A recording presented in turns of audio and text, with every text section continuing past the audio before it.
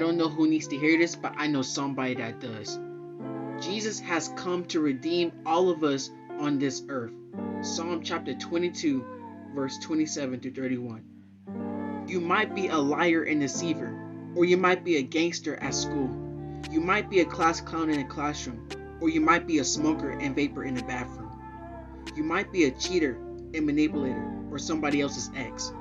You might be a drinker and a dancer at those parties and clubs, or you might be a heavy tattoo person.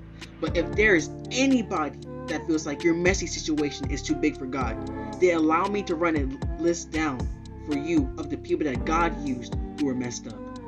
Noah was a drunk. Abraham was too old. Isaac was a daydreamer and a wanderer. Jacob was a liar. Leah was ugly. Moses was a murderer with a stutter. Gideon was insecure. Samson was a flirt. Rahab was a prostitute. David was an adulterer and murderer. Elijah was suicidal. Isaiah preached naked. Jonah ran away from God. Job went bankrupt and lost everything. John the Baptist ate bugs. Peter denied Jesus. The disciples fell asleep while Jesus was praying. The Samaritan woman was divorced 5 times and had a sex addiction. Zacchaeus was too small and stole money. Paul was too righteous.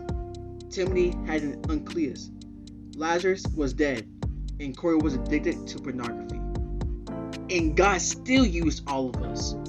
Like, I need for you all to know that God already knows our choices before we do. Many of our decisions will either lead us to success and happiness or bring sadness and misery. Which one will you choose?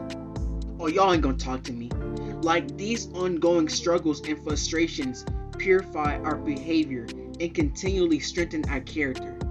But some of us right now are choosing to stay in a place of hurt and anger, mistreating and judging others when the same people are hurting too.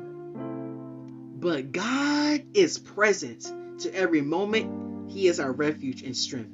His steadfast love covers us, molds us, and purifies our spirits as gold.